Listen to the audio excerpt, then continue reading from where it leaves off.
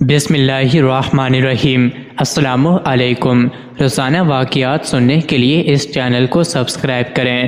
حضرت سلیمان علیہ السلام پرندوں کی آواز سن کر اپنے ہمراہیوں کو بتا دیا کرتے تھے کہ یہ کیا کہہ رہے ہیں۔ ایک دفعہ مور کے پیہو کی پکار کا مطلب انہوں نے یہ بتایا کہ یہ کہہ رہا ہے کہ جیسا کرو گے ویسا بھرو گے، اور ہدہد کہہ رہا ہے کہ گناہگاروں اللہ سے مغفرت طلب کرو۔ سیاہ رنگ کے لمبے بازوؤں والے پرندے خطاف کی آواز سن کر کہا، یہ کہہ رہا ہے کہ نیکی کرو تاکہ آگے جا کر ان کی جزا ملے۔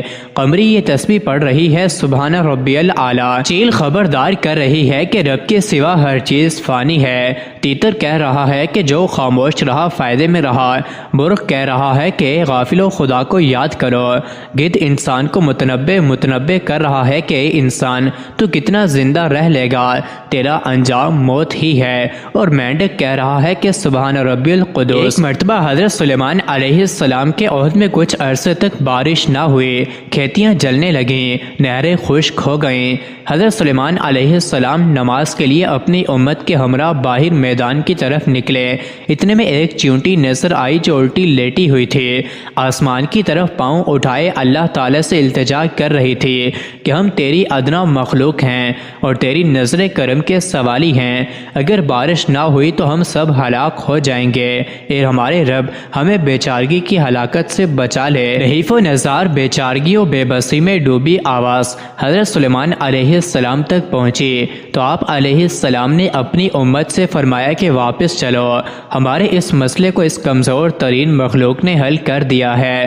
خدا کی حقیر ترین مخلوق کی مثال دینا ہو تو چیونٹی کا نام لیا جاتا ہے، لیکن یہ مخلوق اپنی فہم و ذکاوت، وقت کی اہمیت سے آگاہی اور کاموں کی تقسیم کی بنا پر بعض اوقات اشرف المخلوقات سے بھی بڑھ کر دکھائی دیتی ہے۔ حضرت ابن عطیہ رحمۃ اللہ علیہ فرماتے ہیں کہ چیونٹی ذہین و عقل مند جانور ہے، اس کے سونگنے کی حس بہت تیز ہوتی ہے، زمین کے اندر اور اوپر ہر شے کا اندازہ کر لیتی ہیں، دانے جمع کرنے میں بے حد محنت و مشقت سے کام لیتی ہیں، اور جو دانہ اٹھا لاتی ہیں اسے فوراً 2 ٹکڑے کر دیتی ہیں کہ وہ اگ نہ سکے، دھنیا اور مسور کے 4 ٹکڑے کر دیتی ہیں کہ اسے علم ہے کہ 2 ٹکڑے کرنے پر وہ اگ سکتا ہے، سردی کے زمانے کے لیے اپنی خوراک کا ذخیرہ کر لیتی ہیں، علم حیوانات کے ماہر بھی اس کی فہم فراست کے قائل ہیں، انسانوں کی طرح اس کی قوم میں خادم بھی شامل ہیں اور سپاہی بھی، کھیتی باڑی بھی جانتی ہیں، غلے کو احتیاط سے تہ خانوں میں محفوظ رکھتی ہیں، جس کی قوم میں جاگیردار بھی ہوتے ہیں اور کارکن بھی۔ تہ خانے میں محفوظ غلہ اگر نمی یا رطوبت کی وجہ سے خراب ہونے لگے تو تمام چیونٹیاں اسے تہ خانے سے باہر نکال کر دھوپ لگواتی اور پھر سے محفوظ کر لیتی ہیں۔